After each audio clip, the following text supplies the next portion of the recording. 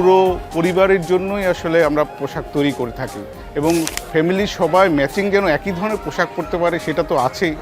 সেই সাথে হচ্ছে যদি কাপলরা যদি একই রকম যেন পোশাক পরতে পারে, এটা মধ্যবয়স্ক হোক, তরুণ হোক এবং আরও যদি বয়স্ক থাকে তাদেরও যেন ম্যাচিং পোশাক থাকে, সেটার আমরা ব্যবস্থা করেছি। এবং যেহেতু এবার গরম পড়েছে ঈদের সময়, তো সেজন্য আমরা মূলত কটনের উপরেই জোর দিয়েছি। সেই সাথে যেহেতু উৎসব, সিল্কেরও অনেক কাপড় রয়েছে এবং আমরা নানা ধরনের কাজ করেছি যেটা গরমের উপযোগী এবং গরমের যে রঙগুলি সেটা নিয়েই আমরা কাজ করেছি।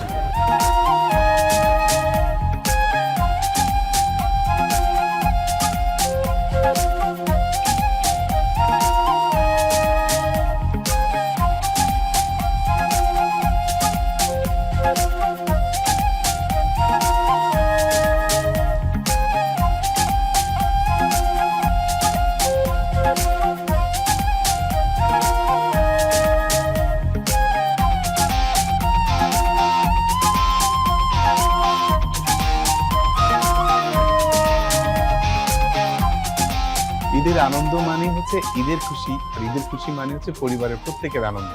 আর এই প্রত্যেকের মধ্যে যে সবথেকে বেশি আকর্ষণীয় থাকে সে হচ্ছে পরিবারের ছোট্ট মানুষটি। সেই ছোট্ট বাবুটিকে নিয়ে আমাদের চিন্তা সবচেয়ে বেশি থাকে। যে কোনো কেনাকাটা শুরু হয় ঘরের শিশু কিশোরকে দিয়ে, তারপরে হচ্ছে বয়স্ক যারা থাকেন বাবা মা দাদা দাদি তাদেরকে নিয়ে, এরপর নিজের জন্য আমরা কেনাকাটা করি। যেহেতু ঈদের দিন আশা করছি গরম থাকবেই, কারণ খুব ভাগ্য ভালো না থাকলে হয়তো বৃষ্টি হবে না। তো সেই জন্য আমরা যেহেতু প্রায় 2 বছর আগে থেকে প্ল্যান করি যে আমাদের ঈদের ঋতুটা কখন পড়ছে, সেটা চিন্তা করে দেখেছি গরমের মধ্যে আসলে সুতি কাপড়ের বিকল্প কিছু হতে পারে না, এবং সুতি কাপড়টা দিয়ে আমরা সকালটা শুরু করি। আমি মনে করি যে কোনো বয়সের মানুষই আসলে ঈদের নামাজটা সুতি কাপড় দিয়ে পড়তে পছন্দ করবে। রঙের ক্ষেত্রে আমরা অবশ্যই সাদা রঙটা প্রাধান্য দিয়ে থাকি সাধারণত সকালে নামাজের জন্য। এছাড়াও সুতির মধ্যে আমাদের অনেক ধরনের প্যাস্টেল কালার আমরা ব্যবহার করেছি, যেগুলো আমার মনে হয় যে এই হালকা টোনগুলো গরমের মধ্যে চোখের একটা স্বস্তি দেয়। এবং সেই সাথে সেগুলো যে কাজটা থাকে আমাদের, কখনো বাটিক থাকছে, টাই অ্যান্ড ডাই থাকছে, কখনো হালকা হাতের কাজ থাকছে, এবং সুতার কাজগুলো দেখা যাচ্ছে মিক্স ম্যাচ করে আমরা কাজটা করি, যেন সেগুলো আমরা যে ঈদের পোশাকটা পরি শুধুমাত্র নিজের আনন্দের জন্য কিনলেও কিন্তু মাথায় থাকে যে অন্যেরও যেন চোখের একটা আনন্দ থাকে এবং অন্যরাও যেন সেটা দেখে স্বস্তি পায়। এবং যতক্ষণ পর্যন্ত কোনো পোশাক দেখে কেউ প্রশংসা না করে ততক্ষণ কিন্তু একটা অস্থির লাগতে থাকে, এবং সেই চিন্তা করে আমরা ঈদের সকালটা সুতি দিয়ে সাজিয়েছি। এছাড়া দেখা যাবে যে নামাজের পরে যখন বাসায় আসে একটু নাস্তা করেই কিন্তু অনেক বেশি হাঁসফাঁস লাগতে থাকে, তখন কিন্তু একটু আপনার খুব ক্যাজুয়াল পোশাক করতে পারেন।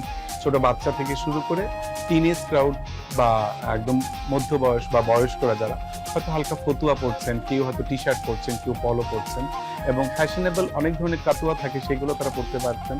এবং ঘরে একটু রিল্যাক্স মোডে থাকার জন্য আমি মনে করি যে এই ধরনের পোশাকগুলো অনেক বেশি আরামদায়ক। এছাড়াও সন্ধ্যার দিকে কিন্তু জমকালো অনুষ্ঠান থাকছে, কোনো না কোনো প্রোগ্রামে যেতে হয়, ফ্যামিলি প্রোগ্রাম থাকছে, বন্ধু বান্ধবের কাছে যেতে হচ্ছে, বা শহর থেকে দূরেও যায় অনেকে। তো সেই প্রোগ্রামগুলোর জন্যই কিন্তু আমার মনে হয় সিল্ক ম্যাটেরিয়াল একটু জমকালো পোশাকগুলো সবাই নির্বাচন করে। সেখানে অনেক ধরনের সিনথেটিক ম্যাটেরিয়াল আছে যেগুলো দেশি এবং বিদেশি দুই ধরনেরই আছে। এগুলো ডিজাইনের মধ্যে ভ্যারি করে আর কি, যে আপনি আসলে পোশাকটা কি ধরনের জমকালো করতে চাচ্ছেন। আর এখানে রাতের জন্য আমি মনে করি ডার্ক কালারগুলো অনেক বেশি এক্সক্লুসিভ লাগে, এবং dark blue, dark sea blue বা পার্পল, ব্ল্যাকের তো কোনো তুলনাই হয় না।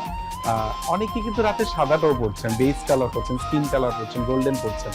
এই কালারগুলিও রাতের বেলা ছোট থেকে শুরু করে যে কোনো বয়সের মানুষের জন্য, যারা ছোট বাচ্চা থেকে বা কিশোর বা বয়স্ক দাদা দাদি, নানা নানি, নানারা, যেটা পুরুষদের যে ফ্যাশনটা আমি বলতে চাচ্ছি, এই জমকালো অনুষ্ঠানটা যেটা রাতের বেলা আমার মনে হয় এটা ভালো লাগবে। এছাড়াও দেখা যাচ্ছে আপনার অনেক ধরনের ফিউশন আজকাল করছে ছেলেমেয়েরা। তো ছেলেদের বেলায় আমি বলবো যে অনেকে হয়তো ফিউশন করছে। আমরা যে ওয়েস্ট কোটটা পরি সেটা হতে পারে আমরা পাঞ্জাবির সাথে ম্যাক্সিমাম ক্ষেত্রে পরি, এটা কিন্তু আপনার কাপড়ের সাথে পরা যাচ্ছে, শার্টের সাথেও পরা যাচ্ছে। আজকাল আমাদের যে বিয়ার কোট ব্র্যান্ড আছে সেটা কিন্তু কিশোরদের জন্য অনেক ফ্যাশনেবল, এবং এগুলো যে কোনো বয়সের মানুষের জন্য পরার যোগ্য। তবে তরুণদের মধ্যে একটা আলাদা ক্রেজ তৈরি করেছে। আমরা এবার মাস্টার্স পেইন্টারদের নিয়ে কিছু কাজ করেছি, যেগুলো ওয়ার্ল্ড ফেমাস পেইন্টারদের পেন্টিং এনেছি আমরা শার্টের মধ্যে, পাঞ্জাবির মধ্যে। এগুলো খুবই চলেছে, আমার মনে হয় যেটা ভিন্ন মাত্রা যোগ করেছে। এছাড়া ফতুয়ার মধ্যে অনেক ভেরিয়েশন আছে, যেটা ফতুয়া আমরা সাধারণত জানি বয়স্করাই পড়েন, কিন্তু আমরা কিন্তু ফতুয়াটাকে ইয়াং ক্রাউডদের জন্য করেছি, মাঝ বয়সী বা ইয়াংরা।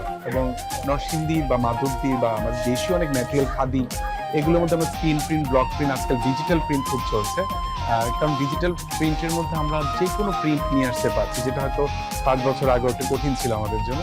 তো এই বছর আমরা অনেক ইসলামিক মোটিভ নিয়ে কাজ করেছি, জিওমেট্রিক মোটিভ নিয়ে কাজ করেছি, ফ্লোরাল অনেক কাজ আছে যেগুলো আমার মনে হয় যে আজকাল কার্টুন চলে আসছে কাপড়ের মধ্যে, অনেক মিসম্যাচ চলছে।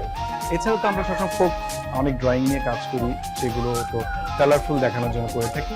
এবং সেই সাথে বলতে হয় যে যেহেতু ঈদের পরপরই পহেলা বৈশাখ চলে আসছে, অনেকের মাথায় থাকবে যে আমি এরকম একটা কালার কিনবো যেটা আসলে আমি পহেলা বৈশাখও করতে পারি। ডিরেক্ট হয়তো আমরা লাল রংটা ব্যবহার করিনি, কিন্তু লালের কাছাকাছি অনেক টোন আছে যেগুলোকে আমরা ঈদের কালারে অন্তর্ভুক্ত করেছি, এবং একটা কাপড়ই দেখা যাবে ঈদও করতে পারছে এবং বৈশাখকেও সে ব্যবহার করতে পারছে।